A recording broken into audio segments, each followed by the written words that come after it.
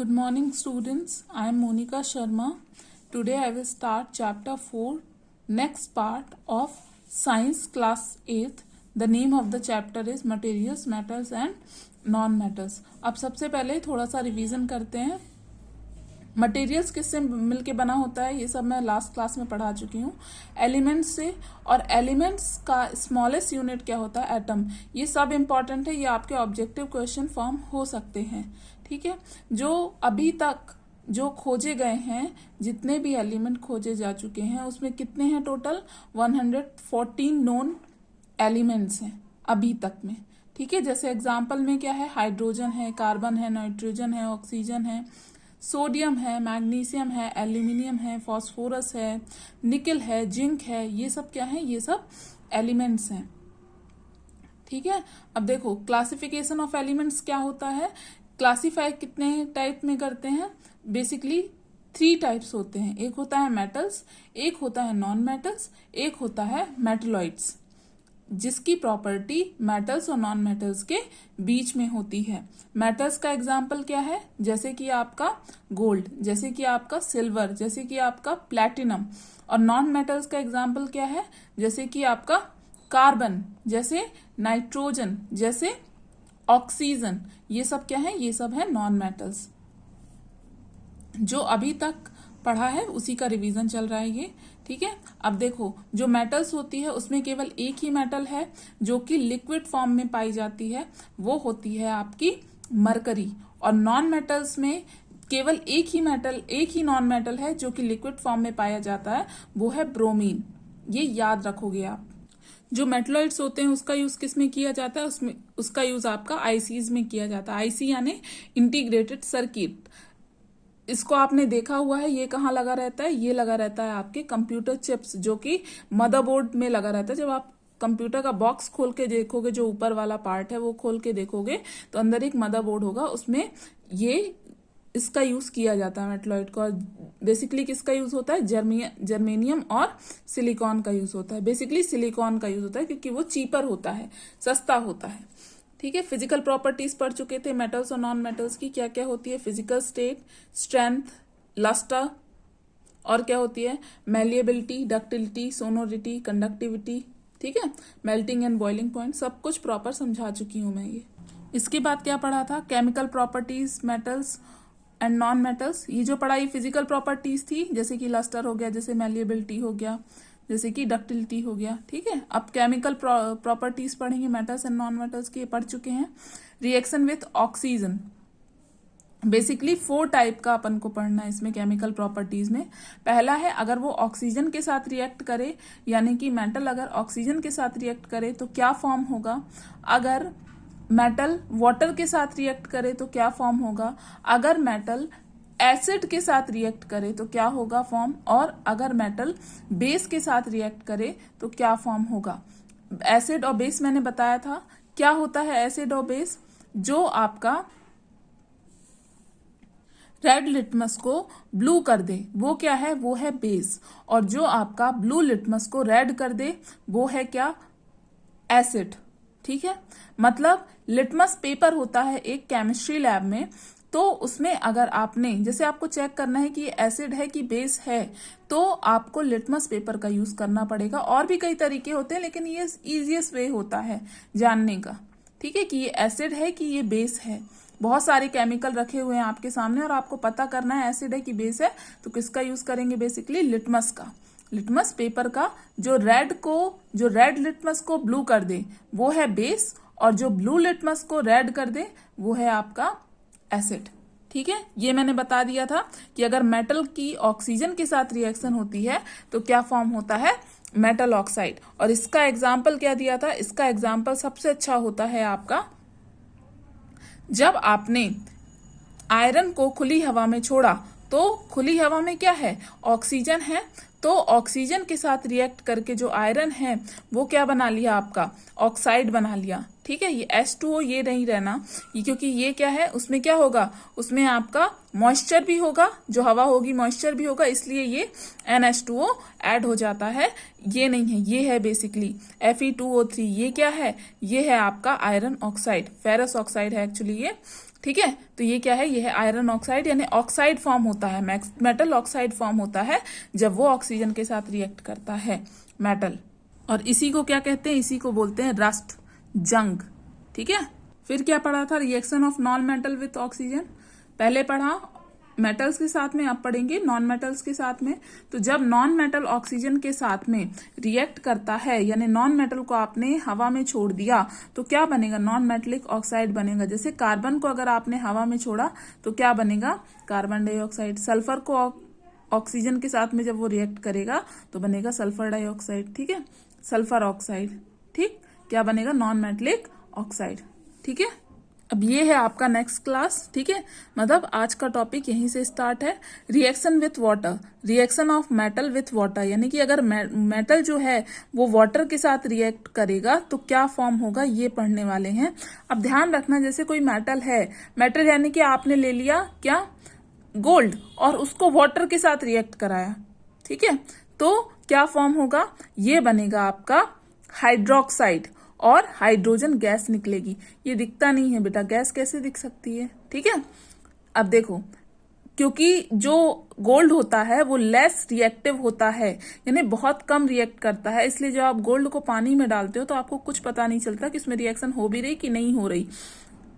Generally नहीं होती, क्योंकि वो लेस रिएक्टिव है, वो बहुत कम रिएक्शन करता है किसी भी एलिमेंट के साथ में, इसलिए तो उसको यूज किया जाता है किसमें, आपके ज्वेलरी में, आपके ऑर्नामेंट्स में।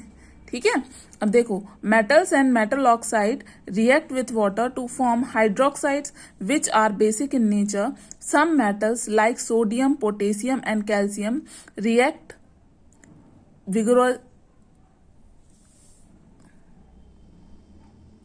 vigorously even with cold water giving a lot of heat। अब देखो क्या होता है कि जो मेटल होते हैं और मेटल ऑक्साइड होते हैं, वो अगर देखो यहाँ ये क्या है, सोडियम बताया था मैंने, Na क्या है, सोडियम। तो सोडियम अगर वाटर के साथ रिएक्ट कर रहा है तो क्या बन रहा है, हाइड्रोक्साइड बन रहा है, मतलब कि NaOH बन रहा है। ये क्या है, ये है सोडियम हाइड्रोक्साइड, और यहाँ से हाइड्रोजन गैस, H2 क्या है, ये है हाइड्रोजन गैस, ये क्या हो रही है, निकल रही है। ठीक है, ये जो साइन है ना, ये क्या है, ये गैस का साइन है, मतलब ये निकल रही है। ठीक है, अब देखो, magnesium slows mild reaction with cold water and vigorous with hot water.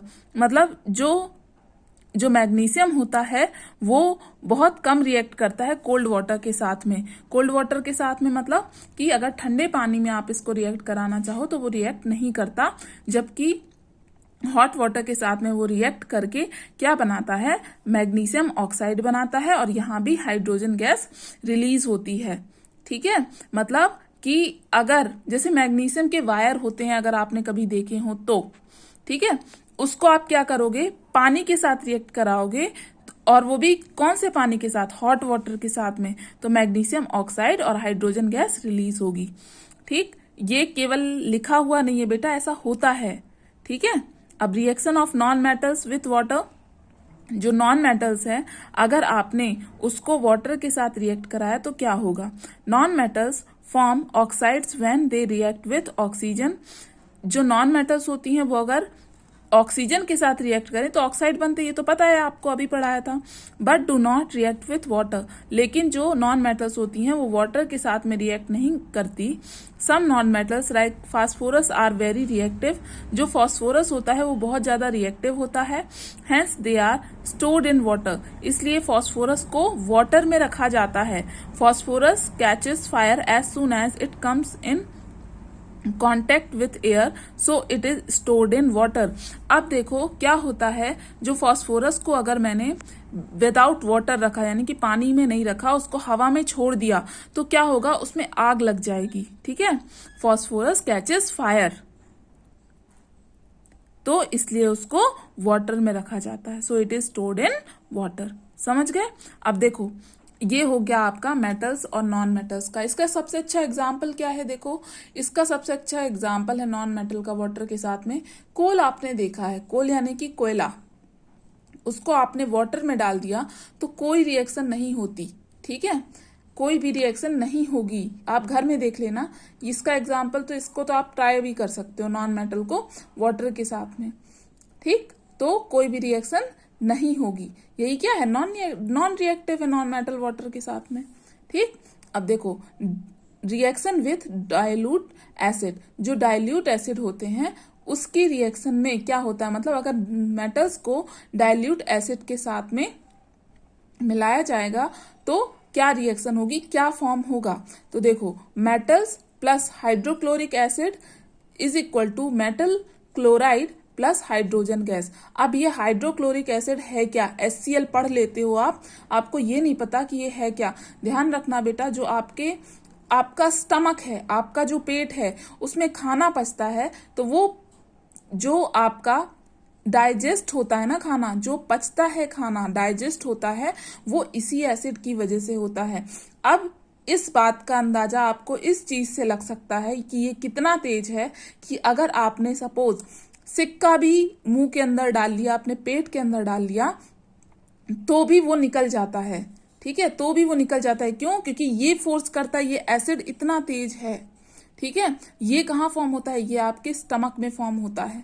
ठीक है, और आप क्या करा रहे हो, आप मेटल को इसी एसिड के साथ में, यानी कि हाइड्रोक्लोरिक एसिड के साथ में आपने मिलाया, ठीक है, रिएक्ट कराया, तो क्या बनेगा, मेटल क्लोराइड, यानी कि मेटल जरूर रिएक्ट करेगी। ठीक है, क्या बनेगा, मेटल क्लोराइड बनेगा और हाइड्रोजन गैस रिलीज होगी। देखो यहां से देखना, यहां समझ में आएगा, जो ये Na है ना, ये NaCl के साथ में मिक्स हो जाएगा, मर्ज हो जाएगा। देखो NaCl फॉर्म हो गया, और NaCl फॉर्म होने के बाद ये जो हाइड्रोजन बची ये रिलीज हो जाएगी। जो Na है यानी सोडियम है, उसकी रिएक्शन हाइड्रोक्लोरिक एसिड के साथ में कराई तो क्या होगा, NaCl फॉर्म हो जाएगा और हाइड्रोजन गैस रिलीज हो जाएगी। ठीक है, iron same to same iron के साथ होगा। जो आयरन है वो क्लोरीन के साथ मिलके फेरस क्लोराइड बना लेगा और हाइड्रोजन गैस यहां से भी रिलीज होगी। अब देखो कहीं पे होता है फेरस, कहीं पे होता है फेरिक। ठीक है, ये दोनों ही फॉर्म आयरन के ही हैं। ठीक है, ध्यान रखना इसको। अब देखो वो डिपेंड करता है आपके फॉर्मूले पे, ठीक है, कि फेरस होगा कि फेरिक होगा। ठीक है, आगे अगर आएगा तो मैं जरूर समझाऊंगी इसको भी। अब देखो aluminium reacts with dilute hydrochloric acid to form aluminium chloride and hydrogen gas. देखो सेम टू सेम हुआ है। जो एल्यूमिनियम है वो क्या किया, वो Cl के साथ मर्ज हो गया और क्या बन गया, एल्यूमिनियम क्लोराइड, और आपका हाइड्रोजन गैस यहां से फिर रिलीज हो गई।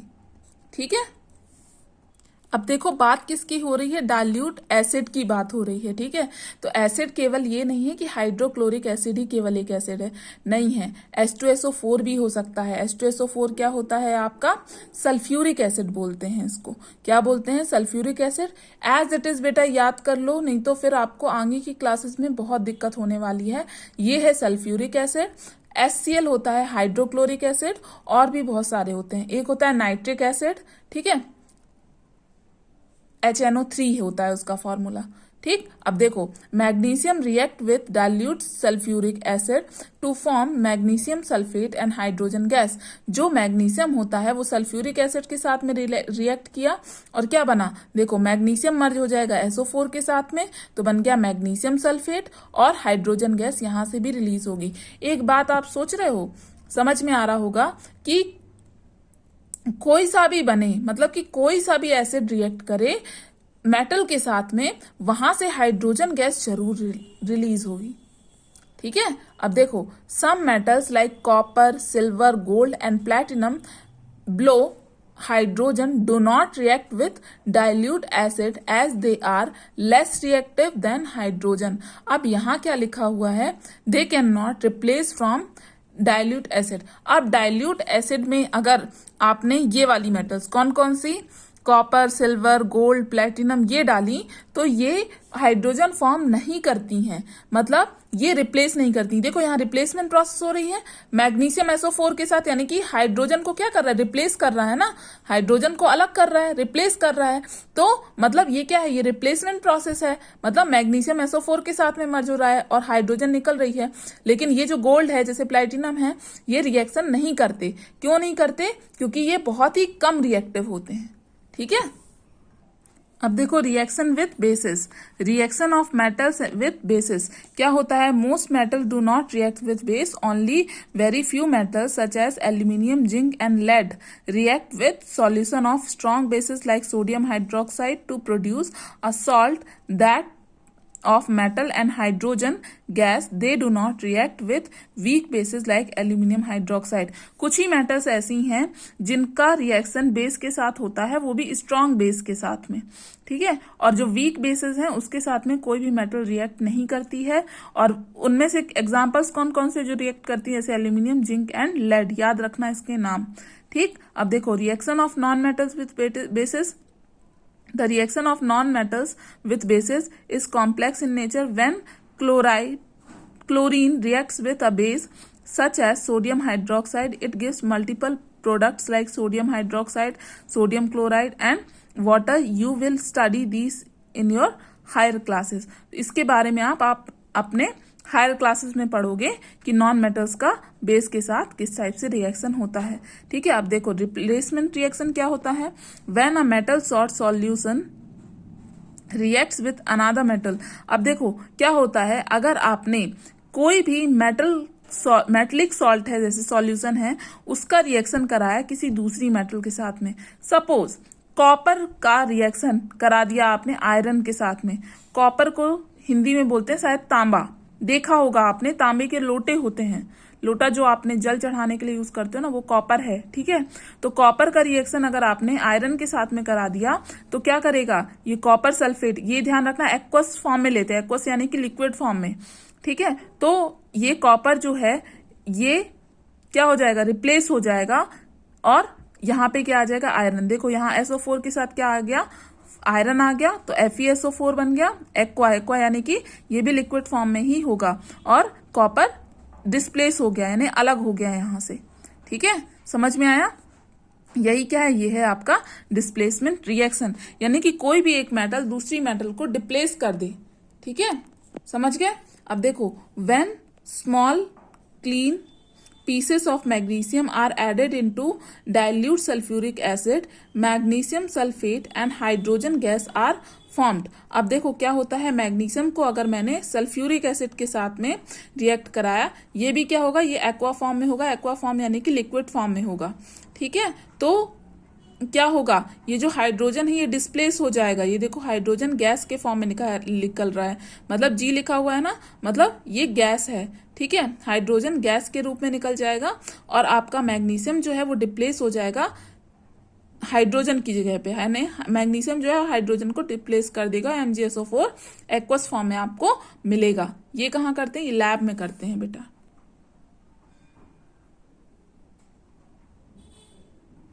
अब देखो ये जो है ये क्या है, most reactive metal to least reactive metal, ये आपका एक चार्ट दिया हुआ है। जैसे पोटेशियम सबसे ज्यादा रिएक्टिव, उसके बाद सोडियम, उसके बाद बेरियम, उसके बाद कैल्शियम, उसके बाद मैग्नीशियम, उसके बाद एल्यूमिनियम, उसके बाद जिंक, उसके बाद आयरन। तो इतना सब कुछ याद करने की जरूरत नहीं है, आपको बस ये याद करना है कि जो पोटेशियम होता है वो हाईली रिएक्टिव होता है, और जो प्लेटिनम होता है वो सबसे कम रिएक्टिव होता है, इसलिए ये सबसे अच्छी मेटल मानी जाती है, और इसलिए ये सबसे ज्यादा महंगी भी होती है प्लेटिनम, ठीक है, समझ गए। अब ये क्या गिवन है आपको, ये है uses of common metals and non metals. जैसे कॉपर और एल्यूमिनियम का यूज किस में होता है, इलेक्ट्रिक करंट में होता है, ठीक है, वायर्स फॉर्म करने में होता है। और copper, aluminium and iron are use to make domestic utensils and factory equipments, factory equipments बनाए जाते हैं, ठीक है, फैक्ट्री के जो सामान होते हैं वो बनते हैं। इसके अलावा आपने इसके बर्तन भी देखे हैं, कॉपर के, एल्यूमिनियम के और आयरन के, ठीक। The thin foils of aluminium are use of wrapping cigarettes, medicine etcetera, ठीक है। यानी कि जो आपका ये होता है, जो फॉइल होता है एल्यूमिनियम फॉइल, उसका यूज रैपिंग में भी करते हैं। जैसे कि ये आपने देखी होगी, इसको खाना पैक करने में भी किया जाता है, ठीक है, फूड पैकिंग में भी इसका यूज होता है। Aluminium is used for making angles, doors, pipes etcetera, देखे होंगे इसके एल्यूमिनियम के, ठीक है, पाइप्स देखे होंगे, डोर्स देखे होंगे, ठीक। अब देखो metals such as sodium, titanium, zirconium etcetera are used in generation of nuclear energy, इसका यूज न्यूक्लियर एनर्जी को जनरेट करने में होता है and in space science project, और स्पेस साइंस प्रोजेक्ट में भी होता है। इस तरह से आप ये रीड कर लोगे, ठीक है। नॉन मेटल्स में क्या क्या है, जैसे कि sulphur is used in the manufacturing of compound such as sulphuric acid and sulphates and in the production of mastic dyes and gun powder. Gun powder में इसका यूज करते हैं मैस्टिक बनाने में, डाइस बनाने में, ठीक है। फास्फोरस का यूज फायरवर्क इंडस्ट्री में होता है, फायरवर्क इंडस्ट्री यानी कि पटाखों की इंडस्ट्री में, ठीक है। So this is the end